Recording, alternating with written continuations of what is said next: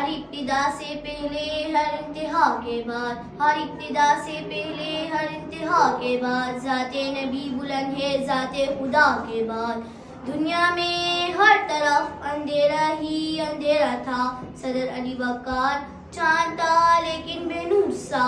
تارے تھے لیکن بجھے بجھے سے، آفتاب تھا لیکن ڈوبا ڈوبا سا، عقلوں پر پتھر پڑے ہوئے تھے، دل اجڑے اجڑے ہوئے تھے، خزاں نے بہاروں کو لوٹ کر چمن ویران کر دیا تھا کہ اچانک میرے پیاری نبی رحمت للعالمین حضرت محمد صلی اللہ علیہ وسلم کی آمد ہوئی، جنہیں رحمت للعالمین بنا کر بھیجا گیا۔ وہ رحمت للعالمین جس کی انگلی سے نہر میں چشمے پھوٹتے ہیں، وہ رحمت للعالمین جس کی سواری سے بیمار اپنی صحت کیا ہو جاتی ہے، وہ رحمت للعالمین جس کی برکت سے سوکھی ہوئی شجر سب کو شاداب ہو جاتے ہیں، وہ رحمت للعالمین جس کی پینے سے مہتر کی خوشبو کے فضاؤں کے خزانے مہکتے ہیں،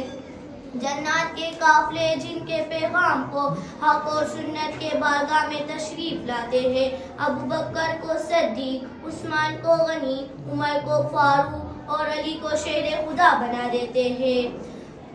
جس کی نسبت فاطمہ خاتون جنت حسن کو سید و شہداء کا درجہ ادا کرتے ہیں۔ میں اس رحمت للعالمین حضرت محمد صلی اللہ علیہ وسلم کی شان کیا بیان کروں، مقام محمد جس کے انتظار میں ہے، شفاعت کبریٰ جس کے انتظار میں ہے، جنت بن سو کر جس کے انتظار میں ہے، وہ طائف کی میدانوں پر پتھر کھا کر بھی دعا دینے والا ہے۔